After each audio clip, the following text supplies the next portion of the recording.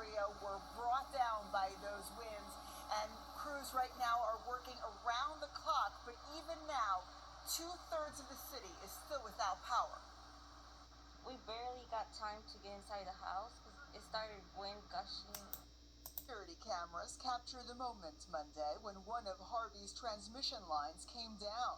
The video cuts off as not just this home, but all of the South suburban community have lost power, including its emergency services departments.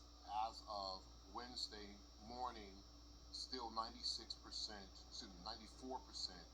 of the city was still without power. And then that's when it became a major concern. Spoiling food and lack of air conditioning are a major concern in this mostly low-income community.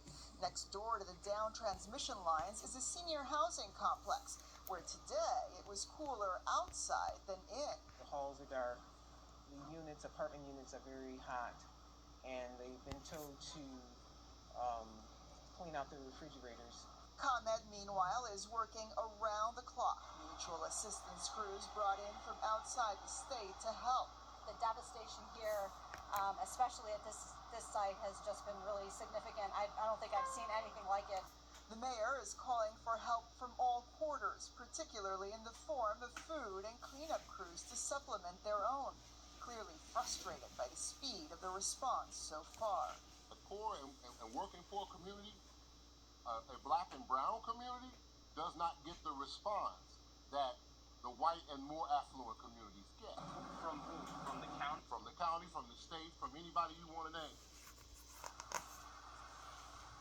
Now, ComEd is telling us that they do hope to have most people's power restored by the weekend. That, unfortunately, may not include all of these South suburban communities, including Harvey, where they still need to complete the cleanup before they can get to the next step. ComEd customers are storm. ComEd says as of this morning, most of its customers in Harvey, which was really hit hard, have had their power restored at this point, but it's not fully online as expected. Crews have been working all week long, making repairs and clearing away debris from last Monday's storm. Police say that 8-year-old boy was not seriously injured. The food passed through the window is the first real relief South suburban Cook County residents have gotten in days. I just so happened to be ran past here and see that they was giving out food, which was a blessing because our stuff is halfway low. And there are hundreds more cars full of families right behind her. We anticipate handing food out until we have none left. That won't take long. It's been nearly 4 days without power, and options in Harvey, Dalton, and South Holland are scarce. Gas stations, food stores, everything throughout the neighborhood is closed. It's like a horror movie. That's how I feel like we're living in a horror movie. We gotta go to different towns to get gas. Ain't nothing open. Dark stoplights are backing up traffic and lines laid dangling over downed branches, providing no power, just another hazard. Nights are miserable. Nights are miserable. And terrifying. With the block being so dark at night, you're scared to come home from work. Anything could happen. You can't even see if somebody's sitting in the yard just waiting on you. Without power, the people who are able are cleaning up what the storm tore down, waiting at the mercy of line workers for relief.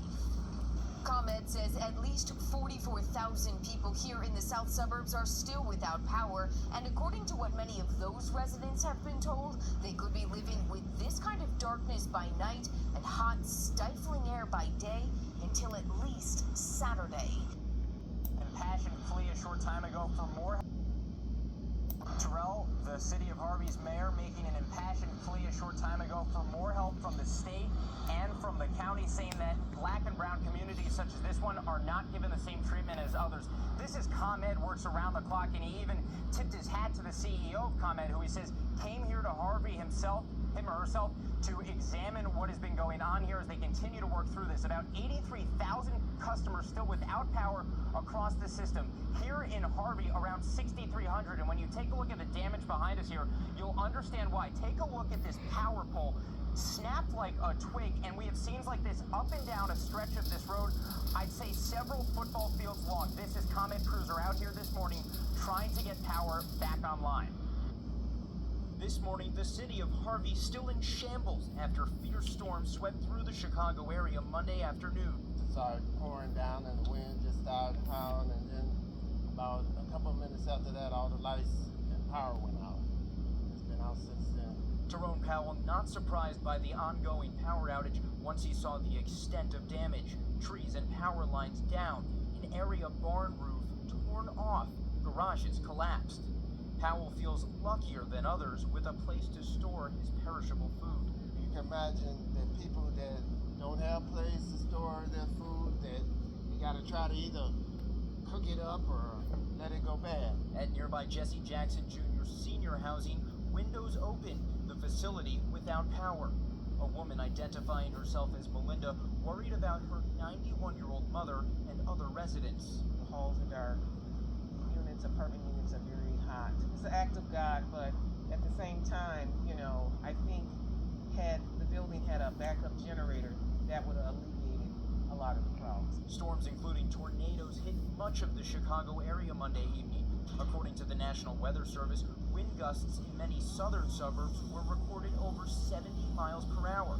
A Park Forest tornado had a peak wind gust of 85 miles per hour. ComEd says this area suffered the worst power outages, with some of its equipment beyond a fix, needing to be rebuilt. Now, the mayor of Harvey calling for county and state help. There was not one road in the city of Harvey on Monday night that was passable. I'm not that guy who's running for another office. I'm that guy who lives in a city that's 6.2 square miles and has 25,000 people, and all I wanted to have was a decent place to live. The senior facilities management tells me that it took over the space about a year ago and says it has plans to add a generator through renovation.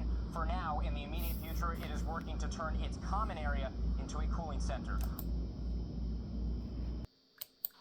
Yeah, it's been since Monday evening, and I've continued to check in with ComEd. As you guys mentioned, they are working around the clock, but said it still could be another day or two before power is fully restored. Right now, 75% of residents in the city of Harvey are still without power this evening, and it's unclear exactly when that will turn back on. ComEd is asking for people's patience. As you can see behind me, they still have a lot of work to do. They say they need to clean up and then start the restoration process. I've never seen it like this before.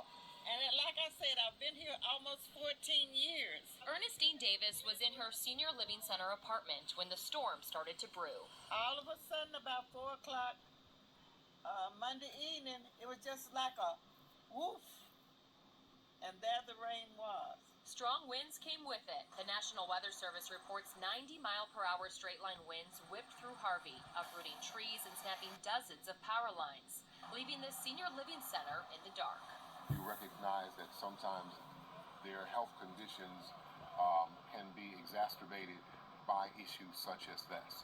Just the stress alone can create enough of an effect to have an impact on their health. The city of Harvey is working closely with the Red Cross to get seniors, along with thousands of other people, the resources they need to get through this. We know that there are a lot of people out there that need assistance, but we're here, the boots are on the ground, and we're ready to take care of the business.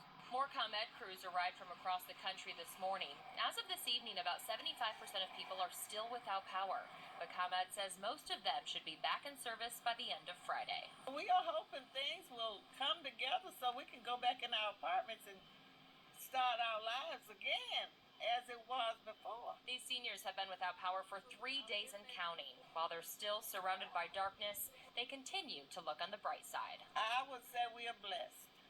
We are blessed. Yes, we are. The residents of that senior living center tell me they can get through the next couple days as long as Mother Nature stays good to them and holds off on the rain at least until they get power back. And they say they've been told it could happen as soon as Saturday.